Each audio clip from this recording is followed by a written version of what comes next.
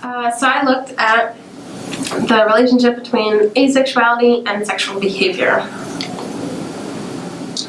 So the study I looked at was from a Canadian study conducted by Yule et al. Titled "The Sexual Fantasy and Masturbation Among Asexual Individuals." Here we have a video to introduce you to the subject of sexuality.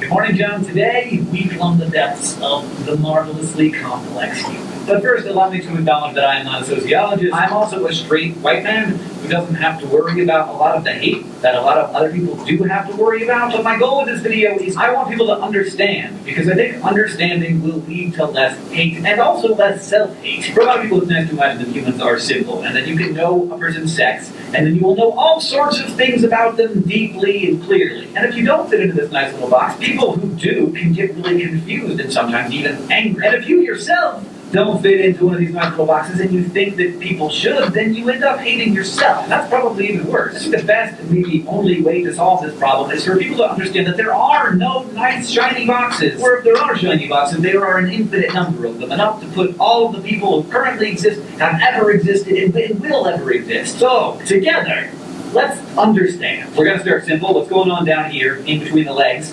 That is your sex, your biological sex, and it tends to be binary, though there are all sorts of conditions that result in intersex individuals. And as interesting and complicated as this is, the rest of it is much more complicated, so I'm just going to move on from here, because we all kind of get what sex is. Now we move on up to the top, to the brain, which is the thing that decides what gender you identify with, whether you feel like a man or a woman, or neither, or both. Because the fascinating thing is, as much as we try to label things, there is no way to label every point on an infinite continuum, and that's what we're dealing with here. So, to actually visualize how this works, I created a graph for you. On the x-axis, we have gender, male to female, and on the y-axis, we have the intensity of the identification with that gender. I would be about here, because I identify as a man, though I recognize that there are some womanly parts of me, but let's also put a hypothetical biological female on the graph that identifies very strongly as a man. Now, that can be really uncomfortable, especially when there's a bunch of people in the world who insist on calling him a woman just because of the body that he happens to be very uncomfortable with, which is why sex does not determine the pronoun you should use.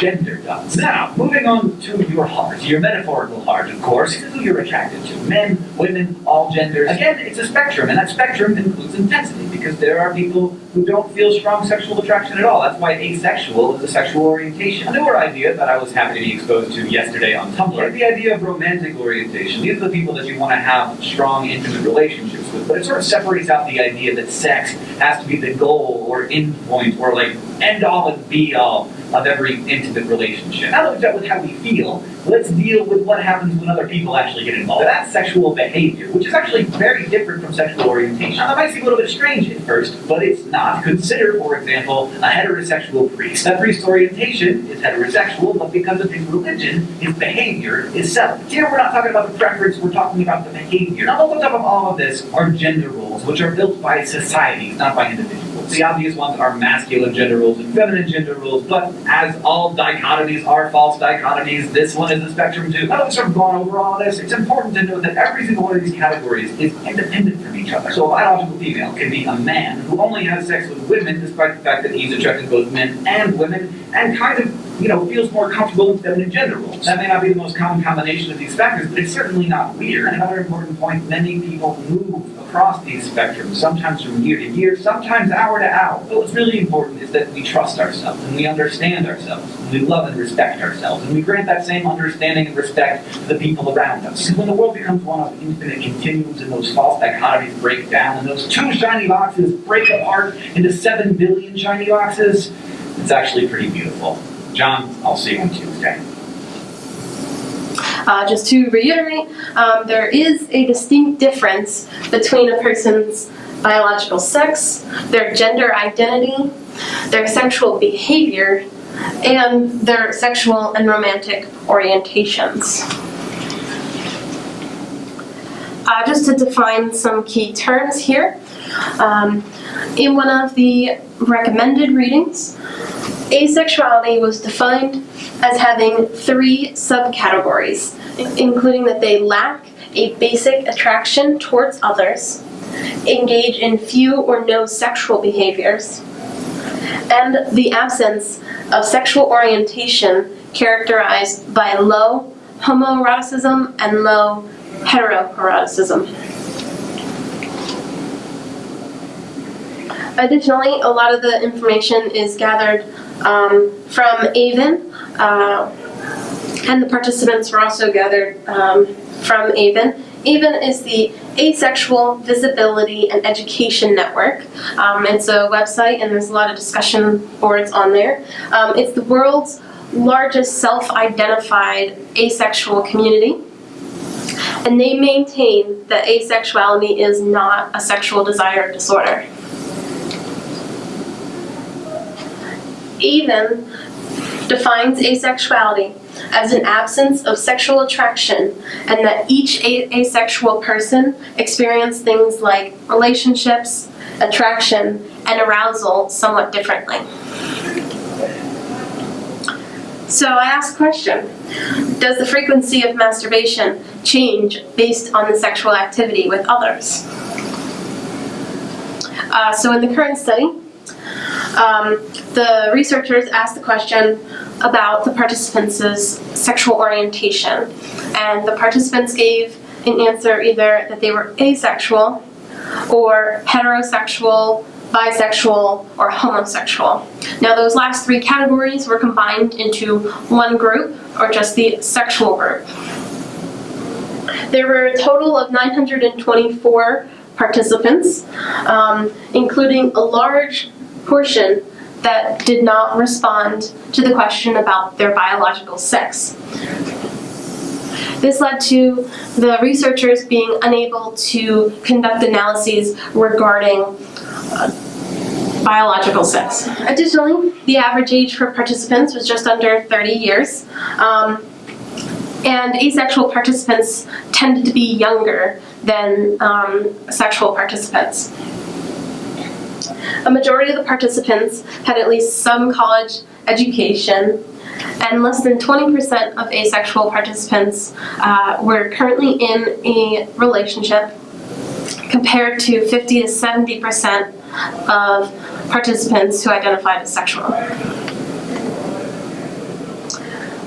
The participants were recruited through AVEN, just as I said before, but they were also recruited through other websites, such as Craigslist, and flyers posted in the offices of sexual therapists and sexologists. And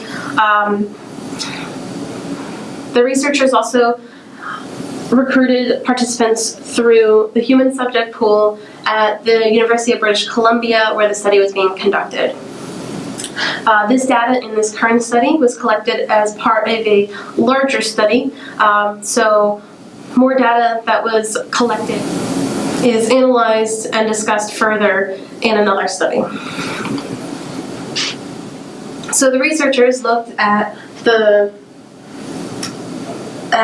first the people who identified as asexual, who then completed an asexuality identification scale, in which 93% of the self-identified asexuals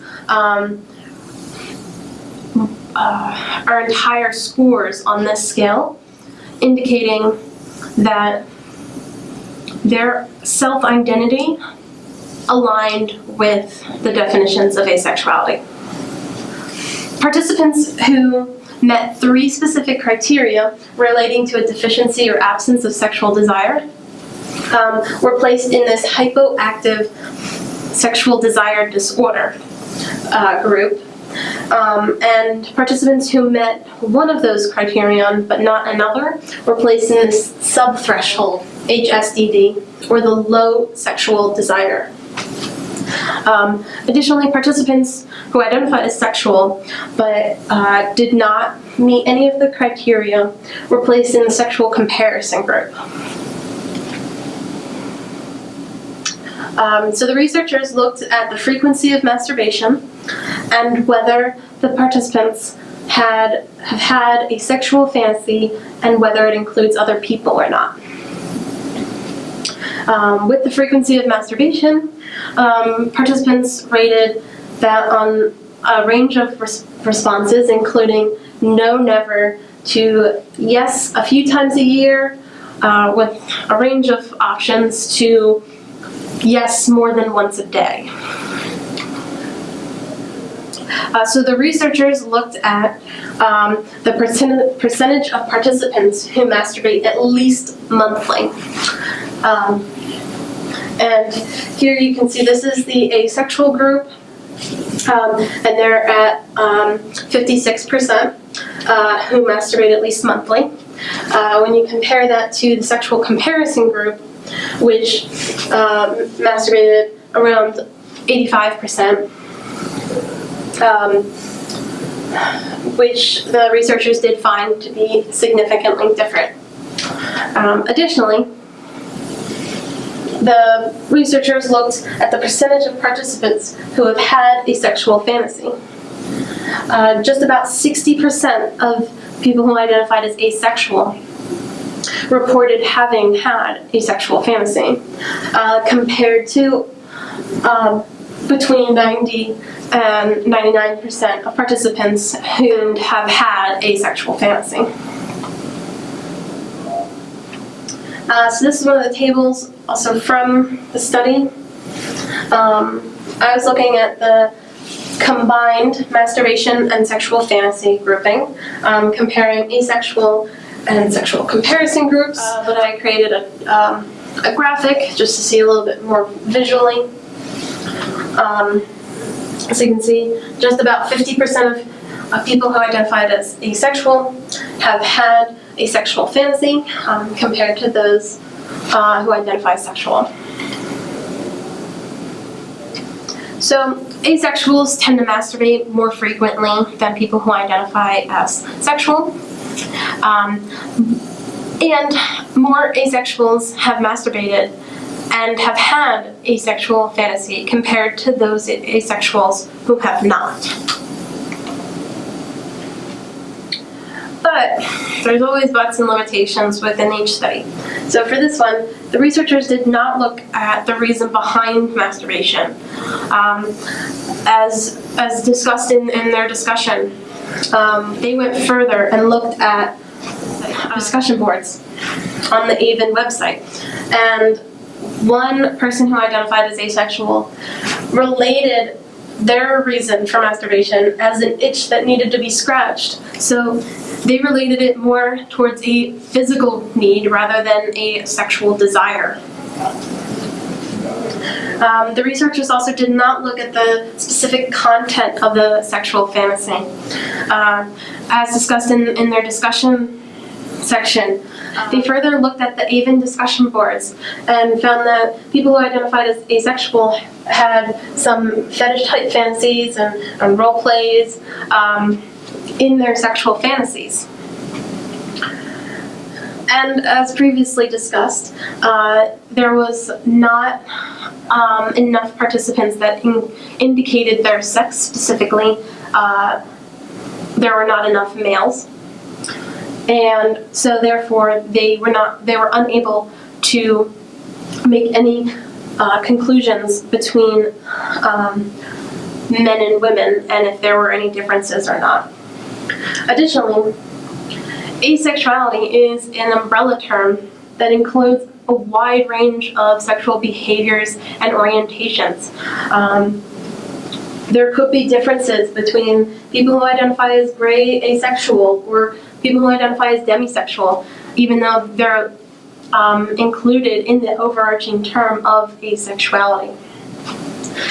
Very similar to the definitions we discussed earlier, asexuality looks different for everyone.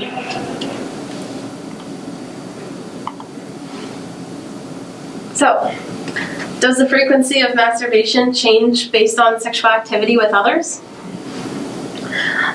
Self-identified asexuals masturbate less frequently than people who identify as sexual, and more asexuals masturbate than asexuals who don't masturbate.